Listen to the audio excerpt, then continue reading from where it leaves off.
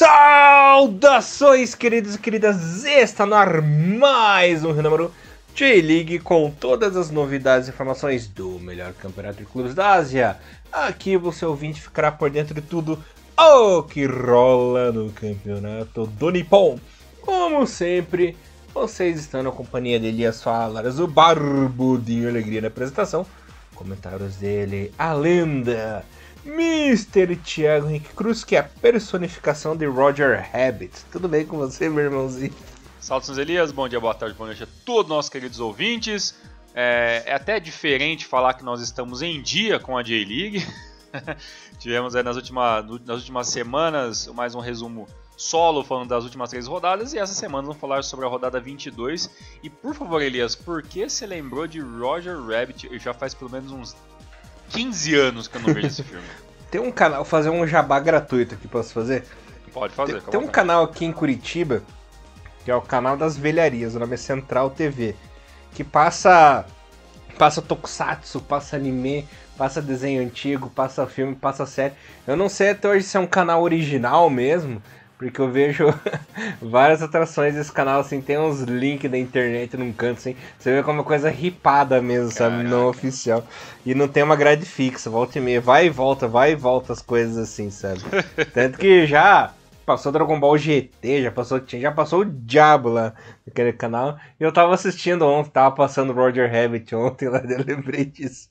Muito bom, olha só, canais do interior vivendo, né? Sendo que aqui no interior de São Paulo, assim, todos os canais, e todo mundo que mora no interior de São Paulo vai se familiarizar fácil com isso, todos os canais do interior de São Paulo, eles são 40% propaganda, né, de joias e uns polishop da vida, né? Aí tem uma outra parte que os canais são vendidos para igrejas locais, aí tem conteúdo de igreja, e aí o que sobra é uns microprogrametes assim do interior, tal, que é pouquíssimo visto.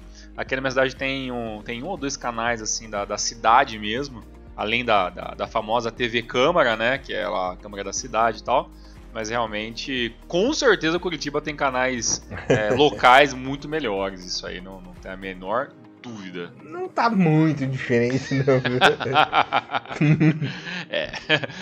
Galera tem que faturar de algum jeito, Mas galera, Elias, se vocês tiverem curiosidade, tem site, esse canal tem site, é Central TV Curitiba, dá uma pesquisada. Dá pra ver direto, dá pra assistir online, site. Dá pra ver online. O negócio é muito elaborado. Muito elaborado. E quando você falou o canal, eu falei, esse canal do YouTube, né? Com nossa cabeça já tá, né? Canal de YouTube é coisa da TV. Caraca, só o Elias pra estar vendo televisão hoje em dia. E é isso aí, né? É o hipster da realidade. Exatamente. Tiagão, antes da gente começar a resumir a 22ª rodada, eu quero que você comente uma coisa sobre o Urawa levou uma certa punição aí no campeonato e também desse tour maligno do PSG pelo Japão, hein? Tour maligno.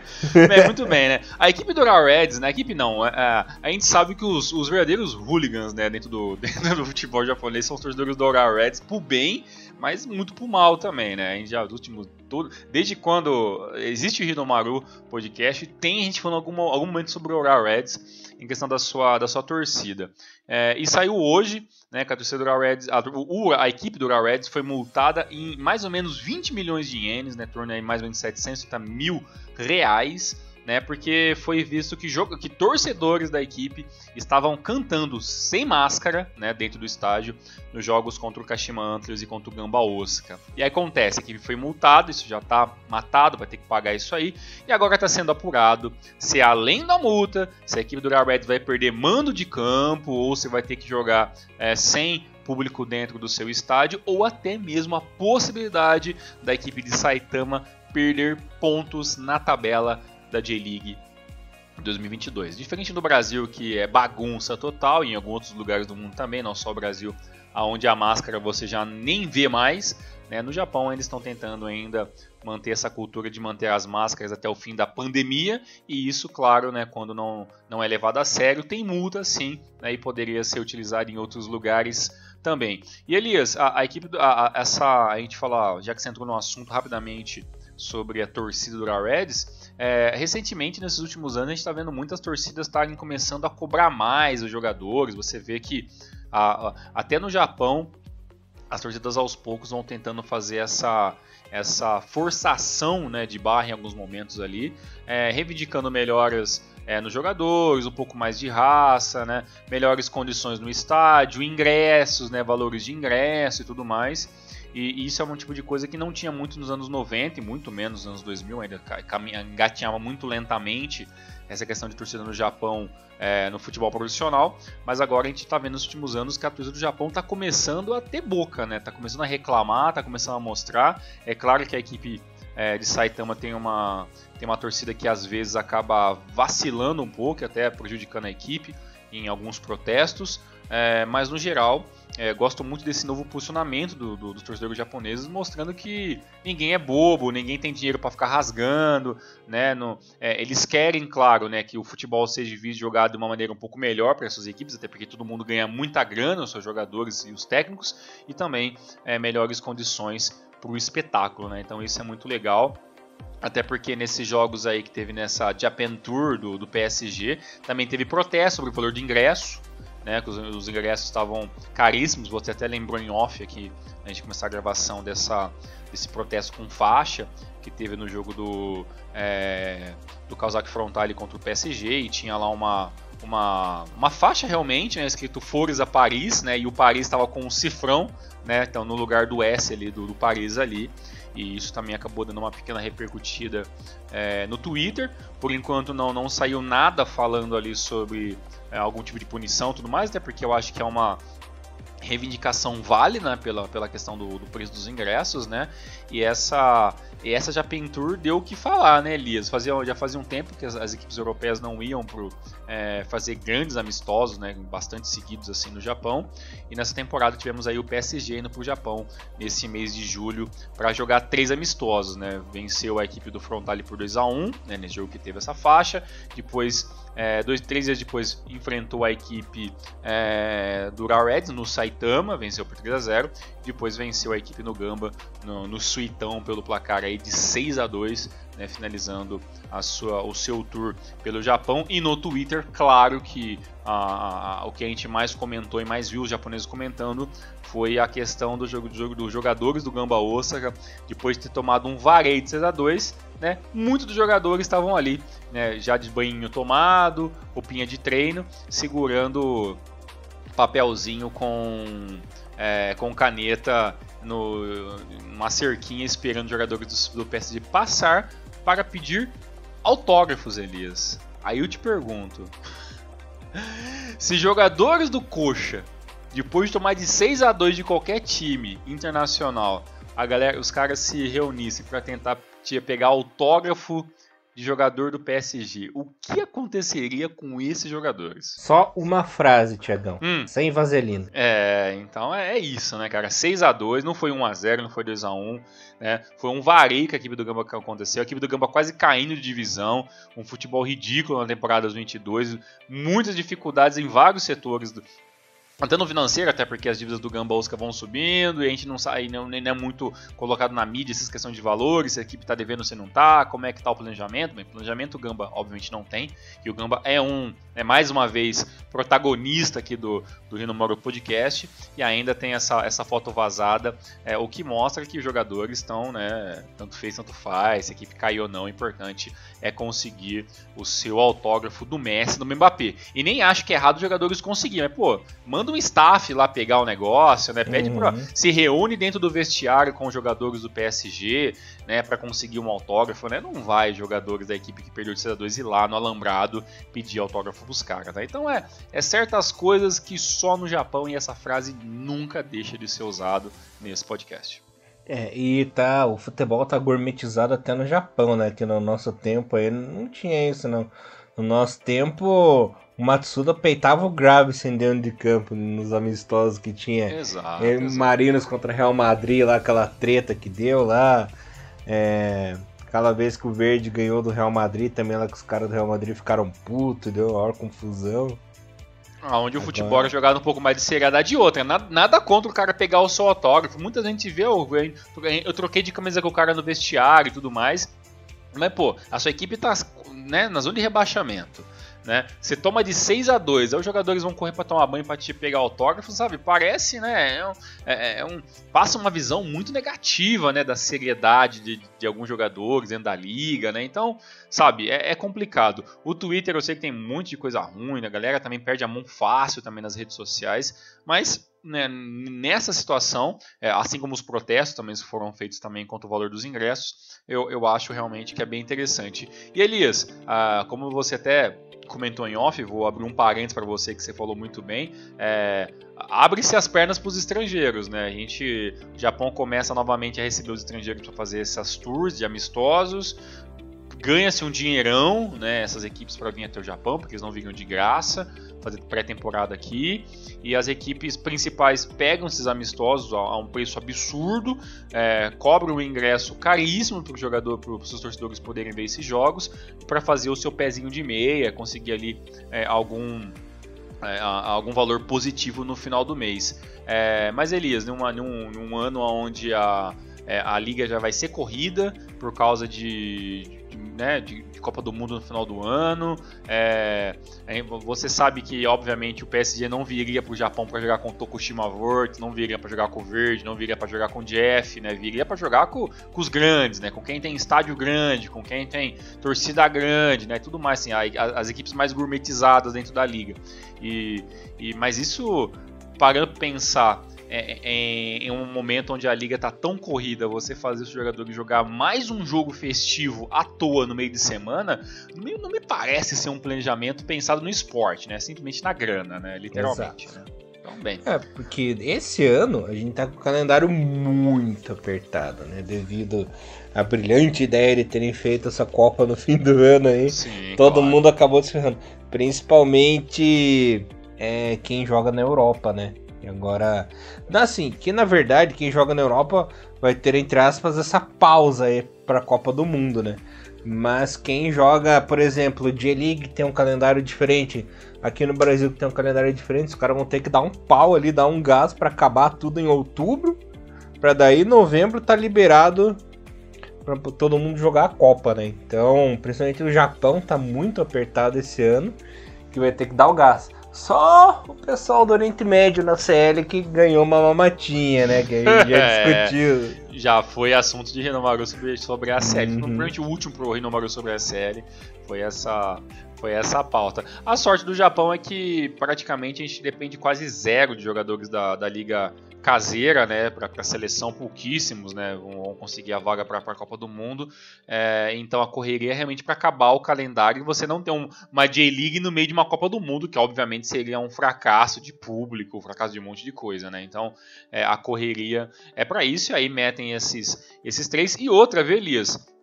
O Gamba não só feliz com esse amistoso com o PSG, já temos um novo Japan Tour marcado, Elias, para o mês de novembro. A equipe do Frankfurt vai em novembro para o Japão, né, fazer amistoso contra, até agora confirmados, né, contra o Reds. E o Gamba que já pode estar até já rebaixado, dependendo da situação, até o final do ano, nessa parte do campeonato, mas aí vai poder fazer, claro, seu pezinho de meia, né, vai poder fazer mais um jogo com ingresso caro para sua torcida, e espero muito que flop isso muito bem, que ninguém vá para a equipe do Gamba aprender, até porque o futebol tá pequenininho e nem Japan Tour merece fazer. Complicado. Tiagão, falando aí em futebol pequenininho, abrindo aqui 22ª rodada, só lembrando que o jogo de Nagoya contra o Frontale foi adiado devido a alguns integrantes, né, 9 integrantes, juntando comissão, jogadores e tudo mais, contraíram a Covid-19, né? Por isso o jogo foi adiado. Só lembrando a vocês, queridos ouvintes. E eu quero que você comece falando aí do futebol pequenininho, né? No clássico da rodada, no Suitão. Olha aí. Deu cereço. Deu cereço de novo, né? Deu cereço de novo. O maior de Osaka, né? Que eu fui até atrás de dados sobre realmente essa história de maior de Osaka aí, né? Muito contraditória, sinceramente, nos últimos 10 anos. Mas, Elias, num jogo de estádio cheio, o Gamba no papel com possibilidades reais de conseguir alguma vitória, tentou ir para cima da equipe do Cereço e tomou um baile absurdo. 22.531 pessoas estavam no suitão, né, para ver aí Gamba Osaka e Cereço Osaka. E a história foi o seguinte, né, o Gamba com assim dificuldades assim, mais gritantes de poder fazer movimentação com a bola. Eu até comentei aí, talvez com algumas pessoas no próprio Twitter, que o Gamba não conseguia trocar 3 passes para chegar na meta do adversário para fazer uma finalização, né? A equipe tentou de qualquer maneira chegar ali em um escanteio, conseguiu, né? O lançamento do Itig e o Kyungyo conseguiu fazer ali um erro também de marcação também desse escanteio da equipe do Cereço. O sul-coreano recebeu de cabeça, subiu, né, sozinho, sem marcação, e conseguiu ali fazer o gol do Gamba. Teria sido o único ataque bem sucedido do Gamba durante praticamente quase 90 minutos de jogo, né? E depois disso o Gamba segurou o primeiro tempo com 1-0. No segundo tempo não demorou muito para a equipe do Cereço conseguir, já tinha sido melhor do que o Gamba da primeira etapa, mas o Gamba ainda conseguiu se organizar, né, e conseguiu ainda evitar tomar um gol, até porque o Gamba joga com um sistema de 3 zagueiros, então tem muita gente, né, dentro da área para defender. Mas esse muita gente dentro da área não quer dizer que é muita gente com qualidade, até porque o gol do Cereço foi o seguinte, Elias, o Cereço veio ali tranquilamente com a bola, trabalhando no meio campo, chegou perto da meta do Gamba, e ali o Gamba tentou fazer aquela zona, se segurar todo mundo para não dar opção de passe, e ninguém viu o Yamada se esgueirando por trás da zaga e recebeu sozinho o toque no pé, né? É claro que também teve um vacilo individual ali do Fukuoka, o zagueiro Fukuoka do Gamba, camisa 2, que não seguiu, né, o Yamada de perto. O Yamada recebeu tranquilamente e fez o gol de empate, né? O Higatiguchi voltou nas últimas rodadas, mas e até jogando muito bem o Higatiguchi, até sinceramente, se não fosse o Higatiguchi no gol contra o PSG, o Gamba tinha tomado pelo menos uns 10 gols, e no jogo contra o Cereço o Gamba também teria tomado uns 4. O Higatiguchi defendeu muito na medida do possível. 1-1 parecia até muito bom para a equipe do Gamba Osaka, que praticamente defendeu quase todo o jogo, e no finalzinho o Jean Patrick recebeu uma bola e deu uma puta de uma pancada de fora da área. A bola morre em uma trave, cai no outro lado do gol, sem chance nenhuma para o Higatiguchi defender, e o Gamba perde pelo placar de 2-1. E aí eu tava dando uma olhadinha, Elias, em alguns sites sobre a questão da rivalidade, né, Gamba e Cereço, e a rivalidade é até muito triste, né, para a equipe do Gamba Osaka, né? Vendo claramente, não dá pra gente saber todos os confrontos, porque é muito número e os sites americanos acabam não ajudando muito nisso, mas a última vitória do Gamba Osaka dentro da J-League, né, contra a equipe do Cereço foi em 2019. Então, antes de 2019 para cá, dentro da liga, né, dentro da J1, o Gamba só venceu em 2019, depois nunca mais. O Gamba conseguiria, depois de 2019, mais uma vitória em cima do Cereço, pela Louvain Cup da temporada 2021, né, ainda na fase classificatória, não era nem no mata-mata ainda. Mas fora isso, Elias, de 2012, né, vamos supor, dos últimos 10 anos, de 2012 para cá, o Gamba tem mais ou menos umas 7 vitórias, né?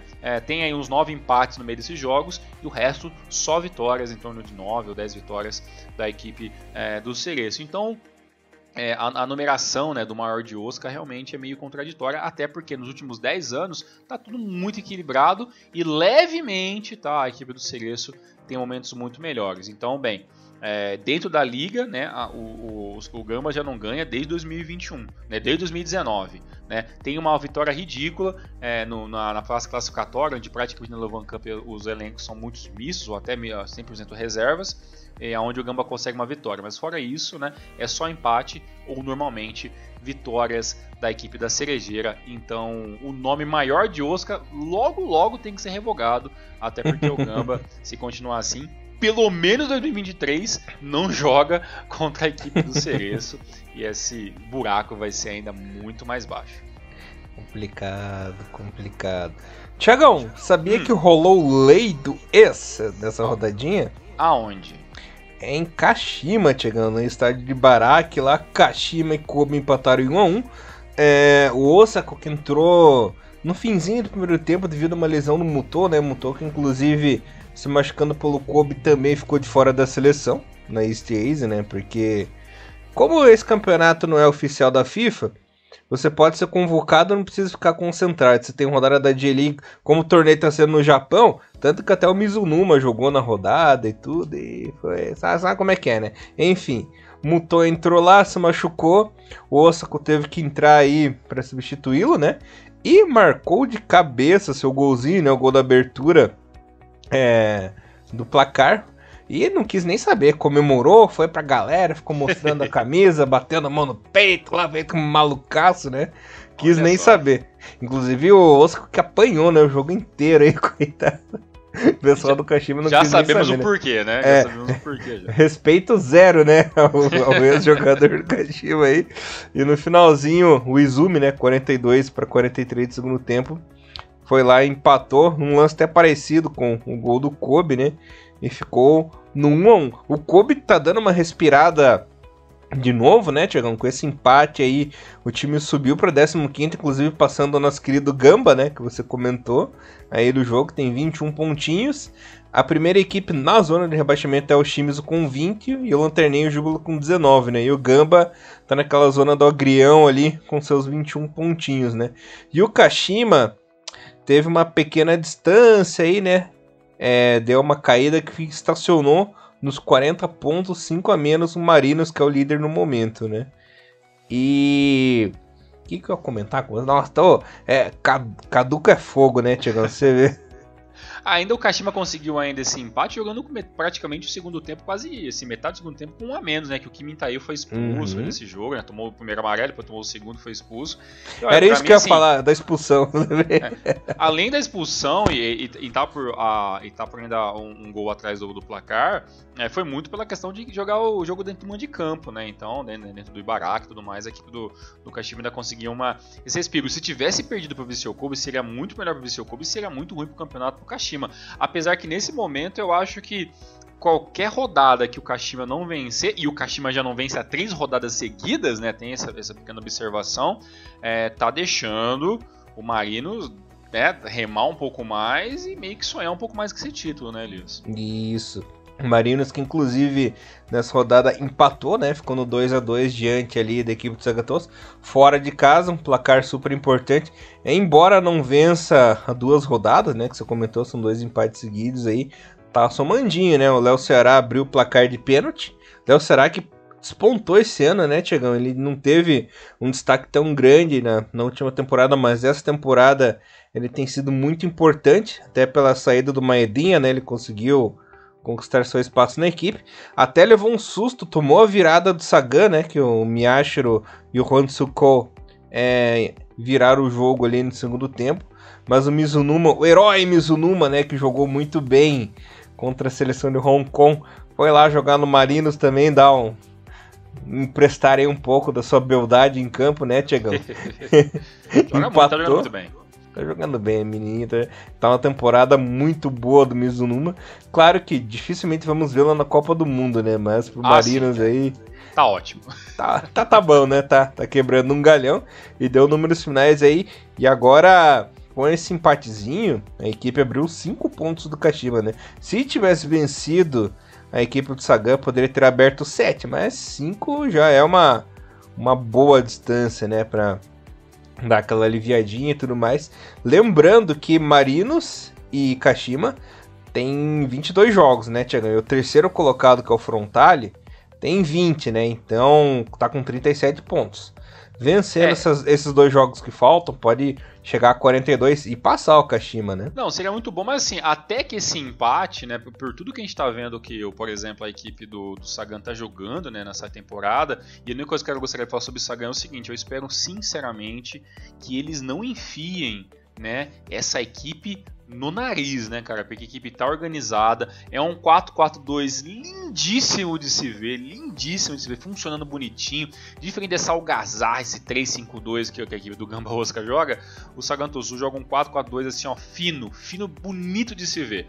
E a única coisa que um revés muito grande nesse jogo pra mim, Elias, é que eu achei que o público tá muito baixo, né, apenas 8 mil espectadores, né, no Ekimae Real Estate Stadium, né, que é o estádio lá do Sagan Tosu, né, um estádio que tem capacidade para 24 mil pessoas, sinceramente achei muito pouco a questão do público. Até porque eu imaginava que o público já imaginava que seria um sacode, talvez. Né? Então, talvez isso deve ter afugentado um pouco o público, né? Mas o Sagantoso está jogando muito bem, está no meio da tabela, né? Sétimo, se não me engano, é sétimo ou oitavo colocado.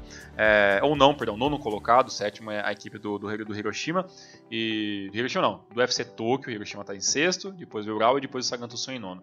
Mas assim, das equipes que não tem grana pra nada, né, o Sagantoso está jogando muito bem e jogou muito bem, né, contra o líder do campeonato, conseguiu dar um pouco mais de trabalho, mas sim, se tivesse vencido teria sido muito melhor, porque enquanto o Kashima não vence, né, e o Frontale está remando para, né, tentar conseguir de volta aqueles pontos perdidos que sinceramente eu acho muito difícil, né, não sei se consegue ter tempo o Frontale para isso.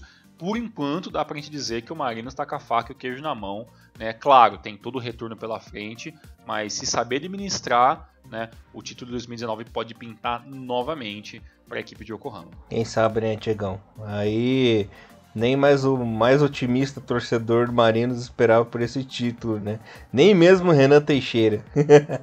Exatamente, mas claro que o Kashima ainda, para mim, era uma equipe muito forte, que acho sim que este é o ano que o Kashima tem todas as condições de lutar pelo título. E se não vencer, claro que a pressão vai ser muito grande. Elias, já que a gente tá falando sobre equipes que tá jogando muito no campeonato, eu separei pra gente falar também hoje sobre Kashiwa Reysol, né, uma equipe que a gente fala até relativamente pouco no nosso podcast, e também uma equipe que faz tempo que a gente não conversa sobre ela, que é o Consadole Sapporo, né, o Sapporo em 14º, a equipe do Nelsinho Batista consegue a sua segunda vitória consecutiva, né, e agora que se coloca em quarto lugar. A equipe do Reysol, ele estava muito bem no campeonato, estava aí uma sequência de 4 ou 5 jogos sem perder, com vitórias e alguns empates, conseguindo pontos muito bons. Depois teve um apagãozinho, 3 derrotas consecutivas e agora consegue 2 vitórias consecutivas. Diferentemente da equipe do Consadole Sapporo, que não está tendo ali uma sobrevida tão grande como o Vissel Kobe, que saiu de último e consegue ali praticamente 4 resultados positivos seguidos.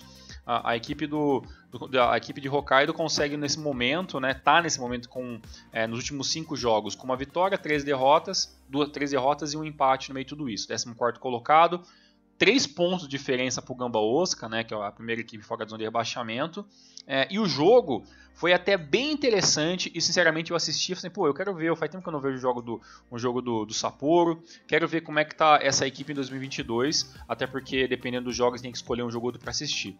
E o que eu vi foi o seguinte, Elias, uma equipe que tenta, até faz tempo que a gente não conversa sobre isso, né? Mas é incrível como o Petrovic não muda o estilo de jogo dele, né? O Petrovic sempre vai ser o Petrovic há muito tempo, e o Petrovic está ali em 2018 no Sapporo, né? Já são 211 jogos, né, pela equipe, toda uma história sendo construída, todo um jeito de jogar, mas infelizmente a equipe é limitada, começando infelizmente pelo grande goleiro, né, que o Elias adora, que é o Sugenão da Massa, que tomou um gol de cobertura aos 2 minutos de jogo, né?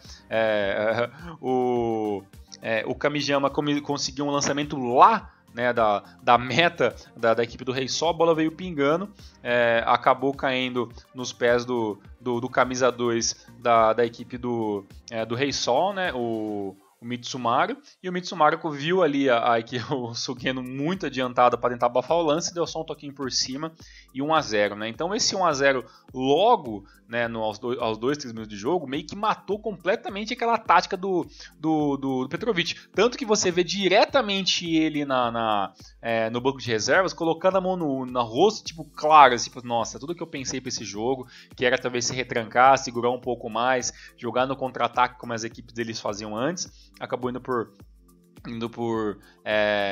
água abaixo. Ainda perdeu o Kaneko ainda, talvez por questão física, né? Teve o Daigo Nishi ter que entrar ali no segundo tempo, no primeiro tempo. Durante todo o primeiro tempo a equipe do Reysol obviamente foi muito mais aguerrida, jogando em casa, né, mostrando ali o seu poder ofensivo, né, o Sinho gargalhando, né, vendo ali os meninos jogar dentro de campo. No segundo tempo a equipe do Sapporo teve algumas chances ali, né, em conseguir algumas coisas. A bola não chegava muito no Kuroki, né, que já é um pouco mais velho, não consegue fazer tantas coisas sozinho, né, e o Komai e o Aoki, camisa 14 e 11, até tiveram alguma chance de finalização, mas teoricamente o jogo foi todo da equipe do Cachorro Rei Sol, que ainda teve um gol impedido ainda na metade do segundo tempo, que poderia ter feito o segundo sem muitas dificuldades. No final das contas, esse ferrolho, né, que a equipe do Petrovic joga, deu até que pouco certo, porque a equipe ficou com mais posse de bola do que o dono da casa, a equipe conseguiu mais finalizações de fora da área, conseguiu mostrar um pouco mais de poder ofensivo, enquanto a equipe do Cachorro Rei Sol, mesmo jogando em casa, fez aquele beabá, fez o gol aos 3 minutos, esperou, viu que a equipe do Sapporo cansou e meio que dosou o jogo, né, a malandragem ali do Nelson Batista, que já passou dos 417 jogos, né, como em 2 passagens, né, pela equipe, e aí tem números excepcionais, que eu estava até dando uma olhadinha aqui, só nessa última passagem, que é de 2019 até esse momento, né, do Nelson Batista pela equipe do Cachorro Rei Sol, que teve rebaixamento, teve toda essa história que quem já é velho da casa já sabe, o Nelson tem números muito positivos, né? São 164 jogos, né, nessa segunda passagem, 74 vitórias, 31 empates e 59 derrotas, né? Já fez 246 gols a sua equipe, tomando apenas não, né? Mas tomando 185 gols, né? Então fez muito mais do que tomou. E já que eu fui atrás desses números, fui também atrás do número do Petrovic, né? 211 jogos pela equipe do Sapporo, está na equipe de 2018, tem 77 vitórias, 55 empates, 79 vitórias, né? E aí um revés um pouco mais negativo nos gols, tem 313 gols a favor e tomou 337, né? Então Petrovic, sendo aquele Petrovic do tudo ou nada, né? Ou vence por goleada, ou toma goleada, ou vence por um placar elástico, ou acaba tomando empate no final. Então uma equipe muito ofensiva que infelizmente não está deixando a torcida do Sapporo tão feliz, mas ainda assim é um dos trabalhos mais longos aí dos últimos anos, junto com o Nelson Batista dentro da J-League, e sempre vale aí a menção honrosa. Mas a grande verdade, Elias, é que talvez o Rei Sol não tenha, ainda acho que o Rei Sol ainda falta algumas peças de reposição para poder lutar por uma vaga na CL, e o Sapporo, se não abrir o olho, pode sim ser passado pelo Kobe já na próxima rodada, e pode sim ser uma equipe que pode estar lutando amargamente por essa 16ª colocação que o Gamba tem hoje, e que ninguém quer, né, terminar o campeonato em 16º e fazer playoff com a equipe da 2ª divisão. Complicado. Tiagão, fechando a rodada aqui, os outros jogos só passando os resultados, pessoal não ficar de fora. O Shimizu perdeu em casa por UA por 2-1. O Belmari ficou no 0-0 com a Vispinha. O FC Tokyo ganhou do Júbilo por 2-0 e o Kyoto empatou em casa com o Hiroshima pelo placar de 1-1. O Hiroshima que jogou 2 vezes na rodada, né? Jogou contra o Kyoto, jogou contra a China. E vou falar pra você, hein? Contra a China não jogou tão bem, não. Contra o Kyoto, beleza. Contra a China... Contra a China só empatou, né, Thiago? Exatamente. E claro que a Copa do Leste da Ásia será assunto da semana que vem do Hinamaru, então logo a gente fala sobre isso também. Fiquem de olho. Galerinha, só recapitulando pra vocês, o líder ainda é o Marinos com 45 pontos, seguido do Kashima em segundo com 40, equipes que estariam direto na ACL. Em terceiro, Frontale com 37, com 2 jogos a menos, né? Lembrando que Marinos e Kashima tem 22, e o Frontale tem 20, né? Em 16º, Gamba Osaka, na zona do Agrião ali com 21 pontinhos. Abrindo a zona do rebaixamento, o Shimizu com 20 pontinhos. E na lanterninha, o Júbilo com 19, que já não ganha muito tempo. Já são 4 derrotas seguidas. Artilharia, temos um empate, Thiagão. O Edinha e Léo Ceará com 10 golzinhos. Seguido de Peter Utaka, o Tacão da massa, o imortal Utaka, né? Que não tem prazo de validade, com seus 9 golzinhos. Muito bom. Tiagão, sabe o que tá bom também, rapaz? O quê? A J2, cara. O Albiriscão tá deixando você sonhar, Elias? Mais ou menos. Não, mentira. O Albirex que tá se redimindo da temporada passada de vacilou, né, Tiagão? E agora tá bem. Tá conseguindo pelo menos ficar na parte de cima da tabela. Tivemos 2 jogos com problemas de Covid-19 também, Tiagão, que foi entre Mito e 8 Trinity e GF United e Kofo, né? Alguns integrantes aí tiveram um resultado positivo para Covid e o jogo não pôde ser realizado, né? Os demais jogos aconteceram normalmente, né? O Orochi Kumamoto moeu a equipe do Suegen por 3-0. O Verde perdeu em casa o clássico para o Yokohama por 1-0. O Grula Morioka perdeu para o Machida em casa por 3-1. Albirex 2, Fadion Okayama 3, inclusive meu amigo do peito, né, Tiagão? Mitchell Dirk fez um dos gols, né? Dirk. Vortis e Ryukyu ficaram em 0-0. Sendai perdeu em casa por Nagasaki por 2-1. Por isso que eu não me empolgo com o Albirex, né? Montedio perdeu em casa para os Aspa por 1-0. Totig 2, Renofa 1. Omiya e Blomets ficaram no 0-0, né? Olha, com esse resultado, o Omiya tá na zona do rebaixamento. O Esquilinho, olha o Esquilinho aí na penúltima colocação com 25 pontos. E o Lanterninha, o coitadinho do Ryukyu com 21, né? Parece que perdeu toda a força do ano passado. A parte de cima da tabela tá a seguinte situação, Tiagão. Yokohama, líder, 57 pontos. Albirex, apesar de ter perdido, deu sorte porque o Sendai também perdeu, né? O Albirex continua na segunda colocação com 54. Agora, no pessoal do playoff, Sendai 51, Nagasaki 46, Fadiano Kai, olha o Fadiano, hein? 44 e fechando a tabela, Roaço Kumamoto com 44 também. E babando ali embaixo temos o Matida Zelva com 40 e o Oita com... Aliás, o Matida Zelva com 42, né, Tiagão? E o Oita com 40, tá embolado o negócio, hein? E se a gente quiser sonhar de verdade, temos o Jeff em nono com 37 pontos. Mas aí é sonhar demais, né? Sonhar demais. Beleza, o Omiya pelo menos parou de perder, né? Veio de 3 derrotas seguidas, agora tem 3 empates seguidos. Agora se a loja funciona, agora são 3 vitórias seguidas. Né? Então, assim, tá realmente muito complicado. Mas assim, o Skilly já esteve pior na competição. Agora tá menos pior. E apesar de tudo, tá 1 ponto fora da zona de rebaixamento. Então ainda acho que o Omiya se salva nessa competição. Agora, na parte de uma tabela, estou muito feliz aí por esse campeonato que eu não esperava do Yokohama FC, né? Por enquanto líder, tem muita coisa para acontecer, mas líder, né, em 28 jogos, já foi uma boa parte aí do campeonato. E vamos ver o que acontece aí para mim, que eu até falei no programa da última vez, que para mim eu acho que até o Oita dá pra gente pensar em brincar um pouco nessa tabela. Não acho que do nono para baixo realmente tenha muitas chances reais, mas putz, é muito pouco, né? Tem matematicamente, se você for forçar muito a barra ali, dá para você falar que até o Kanazawa ali, que é 13º com 35, dá para escalar esse pelotão aí, mas é muito ponto, é muita rodada, então vamos aguardar. Se por enquanto terminasse assim, eu ficaria muito feliz, né, com a volta do Yokohaminha, né, e viria o desespero de Elias com o Omiya lá embaixo. Então, por enquanto, tá beleza. Pra você tá bom, né?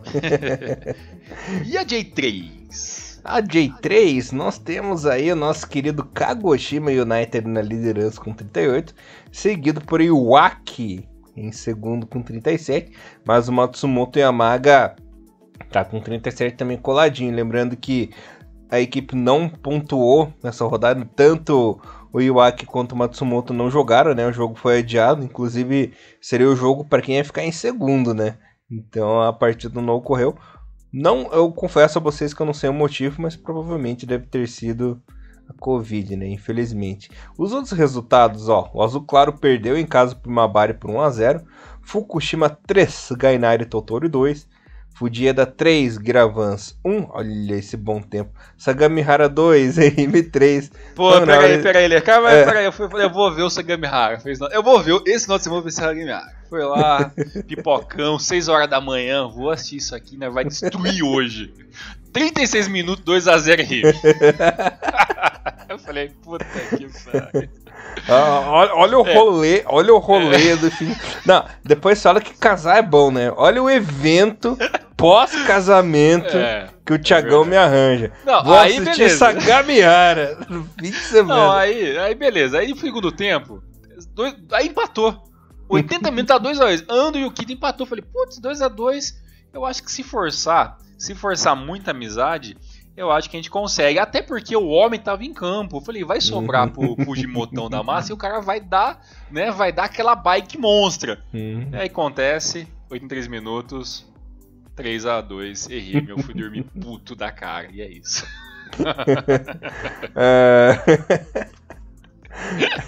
Você viu? Não vejo mais jogo do Sega Mega esse ano.